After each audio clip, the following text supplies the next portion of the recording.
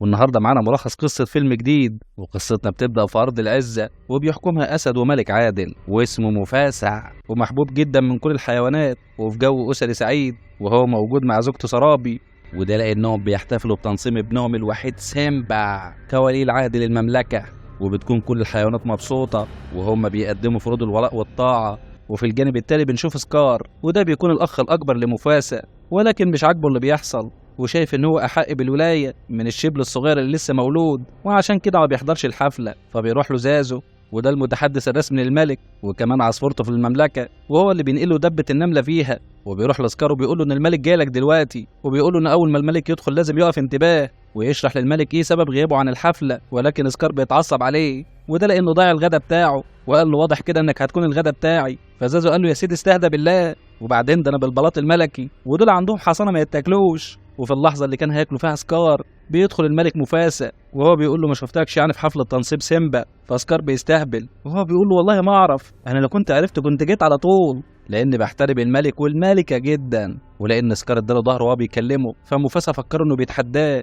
فسكار قال له ما اقدرش اتحداك تاني، انا اي نعم اذكى منك ولكن للاسف انت اقوى مني. فمفاسع قال له مش دايما هكون الاقوى، لان سيمبا هيكون هو الاقوى وهيكون هو الملك عليك. فبيقول له سكار من تحت ضرسه عاش الملك. وبعد ما بيمشي ويسيبه، مفاسع بيكون متضايق ومش عارف يعمل ايه مع اخوه. فزازو قال له ما احنا عارفين اللي فيها، وان هو عضو فاسد وكان لازم بتره من سنين. ولكن مفاسع قلبه كبير وشايف ان ده وطنه وما ينفعش يطرد اخوه منه. وتاني يوم والناس لسه ما اصطبحتش، بيصحى سيمبا زي اي طفل رخم وبيقعد يتنطط على ابوه عشان يصحيه من النوم. فقال لي سرابي ما تشوف ابنك يا حاجه. فقالت له يا اخويا ما هو تربيتك وانت اللي مدلعه. وللاسف مع ذنه بيصحى، فبيقول له يلا يا ابن امر لله. اما سيمبا كل اللي بيفكر فيه انه كان عايز يتفسح. فسيمبا بيقول له يا ترى هتودينا فين النهارده؟ يا ترى هنصطاد ولا نطارد الاشرار؟ ولكن مفاسا بياخده لاعلى قمه في المكان عشان يدوله اول درس في حياته، وهو بيقول له ان اي مكان شايفاه الشمس تبع مملكتهم. فسيمبا بتاخده الجلاله، وهو بيقول له معقول كل ده هيبقى ملكي؟ فقال له لا، الارض مش ملكك ولكنك الحاكم ليها، ومهمتك الاساسيه حمايه شعبك. وبعدين لما الكل يفكر في ايه اللي ممكن ياخده، الملك الحقيقي بيفكر في ايه اللي هيقدمه. شابوه للملك العادل، ووقتها كمان بيحذره انه يروح لارض الضلمه. واثناء ما سيمبا بيتعلم من خبرات مفاسا، بيوصل زازو نشرة الاخبار عشان يطمنوا على احوال المملكه. واثناء ما هو بيبلغوا نشرة الاخبار، بيفكر مفاسا انه يدرب سيمبا على الصيد عليه. وفي اللحظه اللي بينقض عليه فيها سيمبا، فقال لهم هو في ايه يا جدعان، ما تحترمونا شويه. وبعدين ده انا جاي ابلغكم خبر مهم، ان الضباع دخلوا ارض العزه. وقتها مفاسا بيسأله عن سرابي، فقالوا انها قائدة الهجوم على الضباع. فطلب منه يرجع سيمبا البيت وراح لها هو. ولما فكر سيمبا يروح وراه عشان يساعدهم، فقالوا لا مش وقتك، خليك مع باقي الاشبال. وبالفعل بياخدوا زازو بيرجعه، وهناك بتستفزه حشرة بتطير، فبيمشي وراها وبيحاول يصطادها، ولكنه للاسف بيقع زي الجردل. ووقتها بيشوف عمه سكار وبيعرفه الطريقة الصحيحة للصيد. فبيقول له عيب عليك يا عم، انت شكلك ما تعرفنيش. فقال له ماشي يا سيدي، روح لامك بقى، امك اولى بيك. فسيمبا بيستفزه وهو بيقول له عيب عليك يا عمي، تكونش مفكرني عيل، لا ده انا الملك القادم وهحكمك يا عمي. وبعدين ده لسه بابا موريني المملكه وقال لي انا اللي هكون حاكم عليها. فسكار بيقول له يا فرحه امك بيك، ولما هكون الملك انا اللي هديك الاوامر. وقتها سكار بيتضايق جدا، وهو بيقول له يا ترى ابوك عرفك حدود المملكه كلها بما فيها ارض الضلمه؟ فقال له بابا حذرنا روح هناك. فقال له معاه حق، ما هو ما يروحش المكان ده اللي شجعان، وانت عيل خيخه، ويلا بقى فكك منه وروح العب.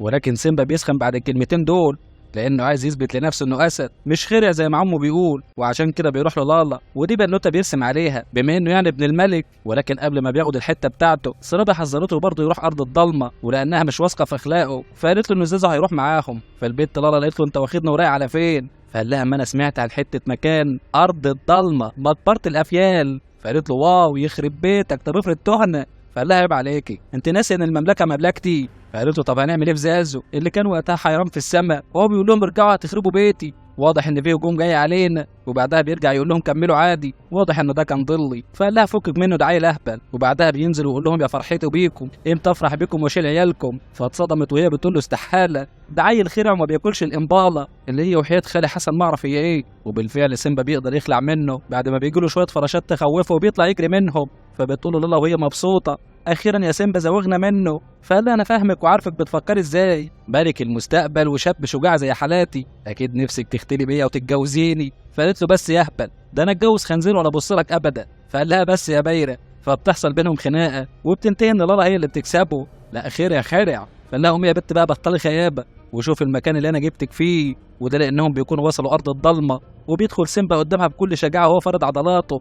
فقالت له انت كده بتتهور، يلا بينا نرجع. فقال لها بس تعالى عشان نثبت لهم ان احنا كبرنا. يا ابن الله يخرب بيتك، انت كده هتودينا في داهيه. فقال لها عيب عليكي، ده انا بضحك في وش المخاطر. فقالت له يا سيدي خلاص عرفت انك شجاع، ارجع بقى. بس للاسف ما بيلحقش يرجعوا، وده لان فجاه الضباع بتتلم حواليهم وهم بيقولوا له ايه الشجاعه دي كلها، ابن الملك بنفسه، يا مرحبا يا مرحبا. وبتدخل الكبيره بتاعتهم شينزي وهي بتقول لسيمبا انه الاكله اللي عاشت عمرها تتمناها. فسيمبا قال لهم بكل جرأه ولا تقدروا تعملوا حاجه، ده انا ابن الملك. فقالت له ايه الشجاعه دي كلها يا ولا، ده انا هعمل منك شاورما دلوقتي. وفي نفس الوقت بيوصل زازو وهو بيقول لشينزي ترجع لانها كده هتعلن الحرب على مفاسا. فقالت له ما احنا طول عمرنا عايشين في حرب، ولكن سلاله مفاسا لازم تنتهي. وهوب بتهجم على سيمبا ولكنه بيهرب منهم وعنانا. فالطباع كلها بتنطلق وراه وبتطارده، بس في البدايه ما حدش بيقدر يمسكه، وده لان الفتحه اللي بيجروا فيها كانت صغيره على الضباع، وبعد جري كتير بيخرجوا فبيلاقي نفسهم قدام جيش من الضباع. فحس سيمبا ان دي نهايته، فحب يخوفهم بزئيره ولكنها طلعت نونوة قطه. فكلهم بيقعدوا يضحكوا عليه وهم بيتمسخروا منه، وبتقول لشينزي بالله عليك لا تنونولي تاني. بس المره دي لما جه يسأل لهم بتكون دي زهره مفاسا واللي بيكون وصل بالفعل. فكلهم بيكشوا وبيرجعوا لورا وبيقتحم مفاسا المكان وهو بيمرمط فيهم واحد ورا التاني، ولسه بيهددهم وبيقول لهم لو اتجرأتوا عليه تاني. فشينزي قالت له خلاص يا مفاسا احنا اسفين، اوعدك مش هيحصل تاني. وبعدها بيبص لسيمبا بنظره خذلان، وده لانه حذره قبل كده انه ما يجيش هنا، ومع ذلك ما سمعش كلامه وجه. اما لالا الرومانسيه فقالت له اما انت كنت شجاع قوي، هو ده وقته يا لالا. وبيفضلوا ماشيين ورا مفاسا من غير ما ينطقوا لحد ما بيوصلوا لارض العزه. واول ما بيوصل زازو فبيقول لمفاسا ان يوصل لالا للبيت.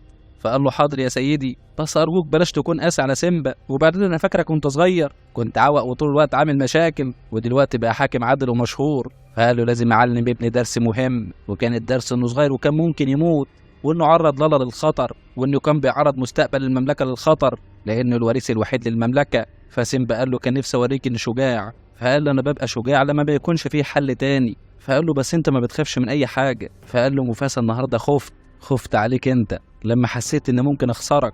فسيمبا قال له بس تعرف الضباع كانوا خايفين منك. فقال له ما تخلقش اللي يقدر يتحدى ابوك. وبعد ما بيعلمه الدرس بيقعد يلعب ويضحك معاه، ولان سيمبا بيحب ابوه جدا فقال له انا عارف ان احنا صحاب مش صح؟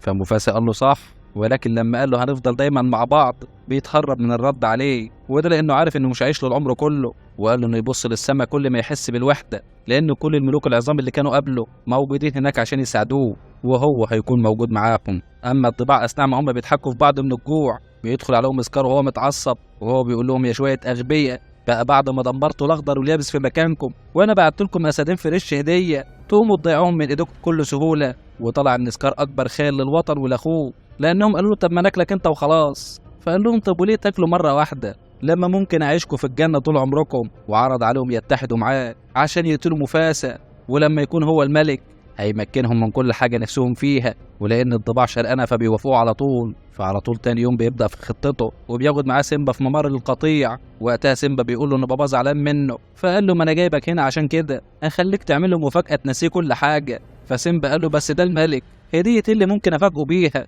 فقال له زئيرك، عايزك تسمعه زئيرك، ولازم تقعد تتدرب هنا لحد ما الكل يسمع زئيرك، ووقتها يعرفوا انك مش شبل خلاص، واسيبك بقى تتدرب براحتك وتاخد وقتك.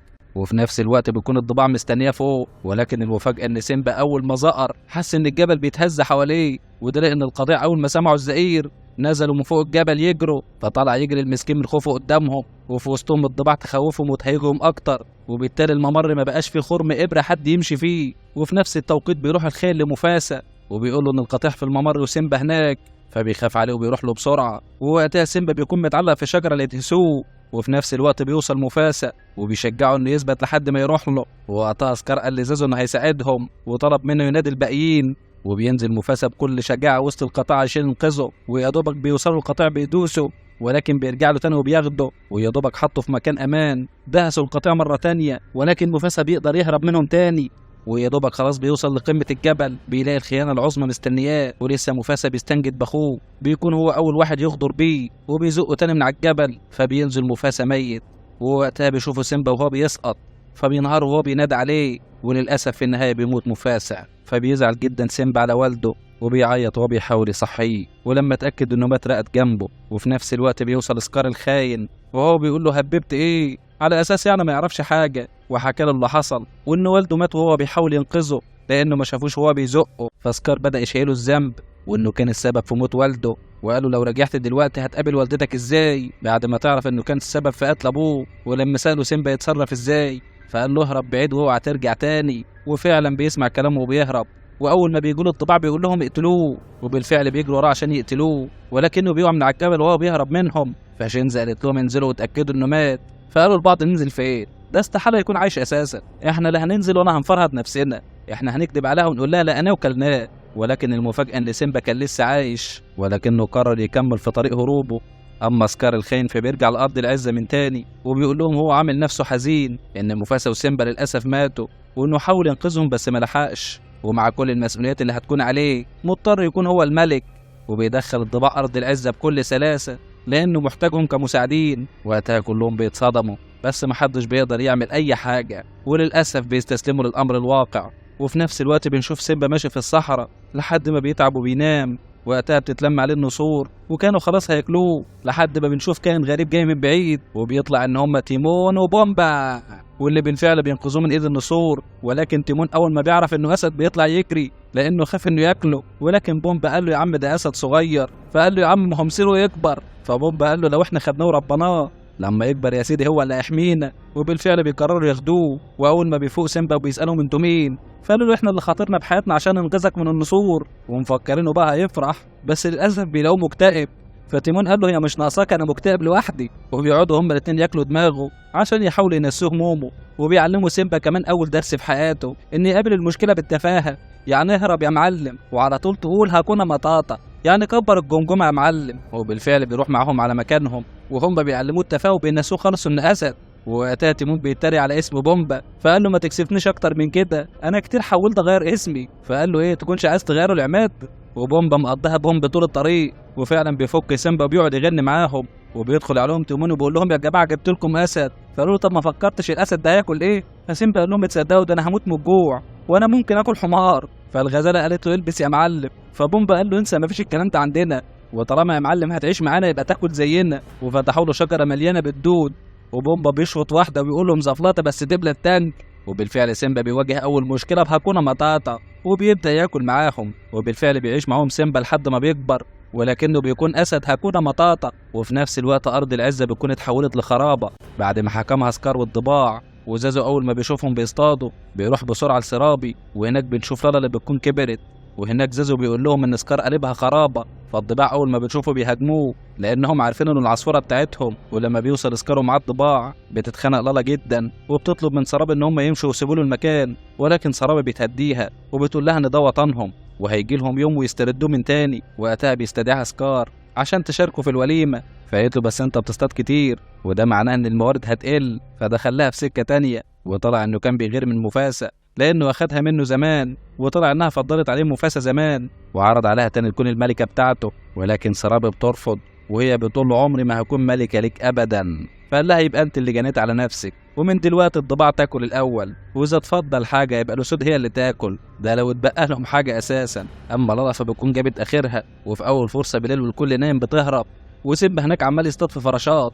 ووقتها بيخوف حيوانه وهو بيقول له يا راجل هو انت يا راجل ده انا افتكرتك اسد، قصدي يعني الاسود الوحشين، اقصد يعني اسد حقيقي، اقصد يعني اسد من اللي بياكلونا يا عم انا ماشي خالص. ولان سيمبا اساسا نسي انه اسد فاستغرب ردة فعل الحيوان. وبعد ما كلهم شبعوا اكل فراشات قعد بومبا يطلع في غازات مسيلة للدموع. فتيمون قال له حرام عليك يا راجل قرفتنا، ومستغرب انا ليه بنام تحت الارض. ووقتها بيسالهم تيمون عن النجوم اللي موجوده في السماء، فبومبا قال له انها كور غازات مولعه. فتيمون قال له انت كل حاجه في دماغك بتشوفها غازات. ولما سالوا سيمبا فقال لهم ان ملوك الماضي بتبص عليهم، فبيقعدوا يضحكوا على كلامه وهم بيقولوا ايه الهبل ده. فبومبا زاط فيها وهو بيقول له خلي بالك يا صاحب الجلاله ما تسيبش ايدك لا تقع علينا. فسيمبا بيتضايق من كلامهم وبيسيبهم وبيروح يقعد لوحده. ولما نفض نفسه بتطلع منه شعرايه، وبتفضل تطير الشعرايه دي من بلاد لبلاد لحد ما بتوصل للقرد. وقتها بيطير من السعاده لانه بيتاكد ان سيمبا لسه عايش. لحد ما في تاني يوم بيطلع تيمون وبومبا يتفسحوا. وقتها بتهاجمهم لالا، فبومبا قال لتيمون انفد بجلدك.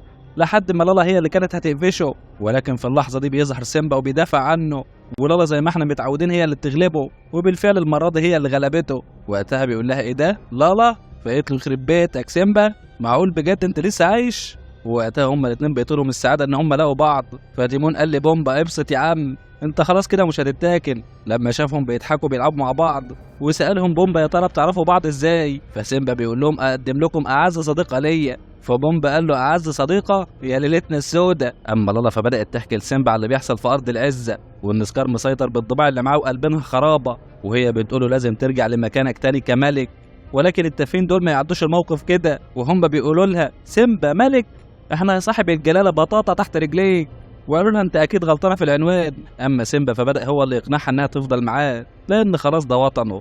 هو بيقول لها يا بنت استهدي بالله كده، وتعالى اما اخدك في المكان ده جوله، ده المكان هنا روعه. فتيمون وبومبا لما شافوهم بيلعبوا كده والاجواء قلبت بينهم رومانسيه خالص، فخافوا ان هو يسيبهم وينساهم. وبعد ما بتفوق لالا من الرومانسيه بتحاول تقنع سيمبا تاني انه يرجع، وبدأت تكلمه تاني عن مشاكل ارض العزه، وان هو الملك الحقيقي ولازم يحمي شعبه، ولاني نسى نفسه كاسد وبقى تافه من التافهين. فقال لها هكون مطاطا. فحست انها واقفه قدام واحد غير اللي عرفته زمان، ولانه خاب املها فيه فودعته وسابته ومشيت. ولكن بيروح له القرد بالليل، فسيمبا اول ما بيشوفه بيتجاهله، ولكن القرد ما بيستسلمش وبيفضل يمشي وراه وهو بيحاول يفوقه ويعرفه حقيقته. وما بيفوقش سيمبا لما بيعرفه انه عارفه وعارف والده كويس جدا، وفاجئه كمان بان ابوه عايش. فسيمبا اول ما بيسمع سيرة ابوه بيطلع يجري وراه لحد ما بياخده عند بحيرة، وبيقول له تعالى ابوك مستنيك.